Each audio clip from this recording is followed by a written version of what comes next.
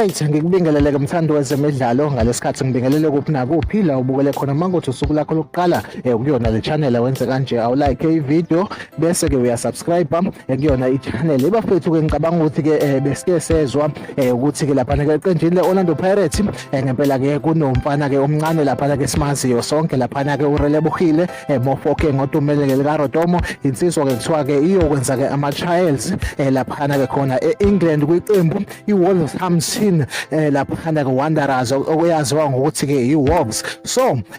just ke uku-update ukuthi ke ngempela ngabe kuqhubekani lapha ke ngaye ke lapha ku uRodomo sekuvele ke indaba ke sivezwa umthombo ongaphakathi lapha ke eqenjini layo ke Orlando Pirates ukuthi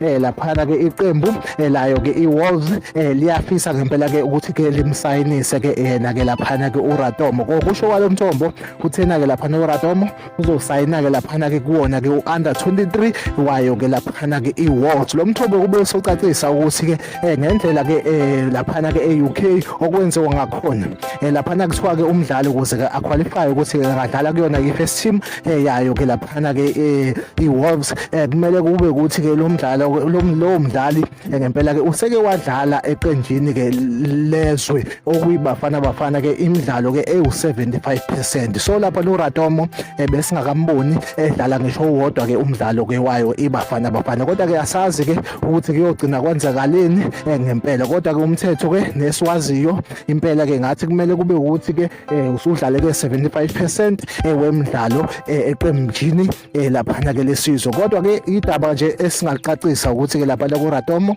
ngempela ke iWolves imisele ngokuthi ke lapha ke imsayinise wona ke u-under 23 walo ke iqembu athi ke nje ukuthola i-experience ngaphansi kwayo ke lapha ke English Premiership then ke lapha ke usekanyukela ke lapha kuyona ke i-first team yayo ke iWolves. Like ivideo bese uyasubscribe kuyona i-channel mina nawe asihlangabezana kwivideo elandelayo isisale kahle.